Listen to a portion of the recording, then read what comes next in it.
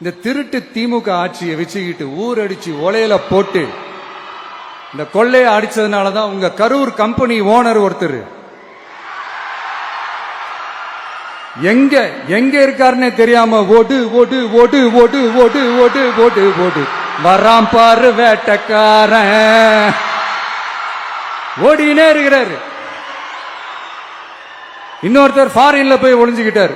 Foreign Stalin sir நினைச்சிட போறீங்க, அவர் இல்ல. எனக்கு எப்பவுமே ஸ்டாலின் சார் மேல ஒரு தனி பாசம் ஒண்ணு உண்டு. அவர் கிடையாது, இவர் வேற. சிங்கப்பூருக்கு செக்கப்புக்கு போனார்ல அவரு. இன்னும் தோண்ட தோண்ட எத்தனை பேர் மாட்ட போறாங்களோ தெரியல. உங்ககிட்ட யாராவது லஞ்சம் ஏதாவது கேட்டாங்கன்னா கொடுக்க முடியாது சொல்லுங்க, நான் இருக்கேன் உங்களோட. அப்படியே யாராவது ஃபோர்ஸ் பண்ணாங்கன்னா இது எங்க மகன், எங்க புள்ள, எங்க அண்ணன், எங்க தம்பி, எங்க விஜய், எங்க விஜயோட ஆட்சின்னு ஸ்ட்ராங்கா சொல்லுங்க. மக்களே, நீங்க கூட இருக்கும் போது லஞ்ச ஊழல் மட்டும் இல்ல, அதிகாரத்தை வச்சு ஆட்டம் போடுற யாரா இருந்தாலும் அடங்கிடுவாங்க. இந்த கடமை கண்ணியம் கட்டுப்பாடுன்ட்டு ஒரு காலத்துல கொள்கையோடு இருந்த கட்சியெல்லாம் இன்னைக்கு எப்படி இருக்கான்னு உங்களுக்கே தெரியும்.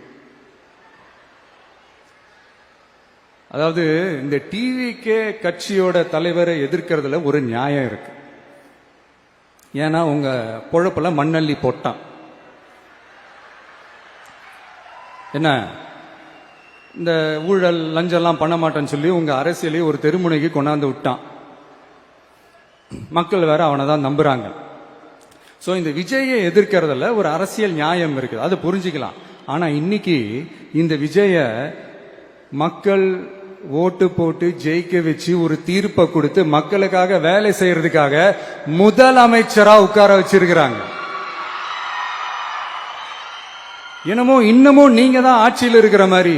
விஜய் கரூருக்கெல்லாம் போக கூடாது, விஜய் இங்க போக கூடாது, அது செய்யக்கூடாது, இது செய்யக்கூடாதுன்னு எனக்கு புரியலையே. ஆட்சியில் இருக்கும் போது தான் இவ்வளவு கட்டுப்பாடெல்லாம் போட்டீங்க, எஸ்ஓபிஸ் எல்லாம் போட்டீங்க, ஸ்டாலின் சார் ஆபரேட்டிங் ப்ரொசீஜர் எல்லாம் போட்டீங்க. இப்பவும் அதே பண்ணிட்டு இருந்தீங்கன்னா என்ன சார் நியாயம்? இல்ல நான் தெரியாம தான் கேட்கிறேன். இன்னும் கனவுலயே இருக்கிறீங்களா? முதல்ல முழிச்சு வாங்க, ரியாலிட்டிக்கு வாங்க. உங்க ஆட்சி எல்லாம் வீட்டுக்கு போய் டிவிக்கேன்னு ஒரு ஆட்சி வந்து ரொம்ப நாள் ஆச்சு.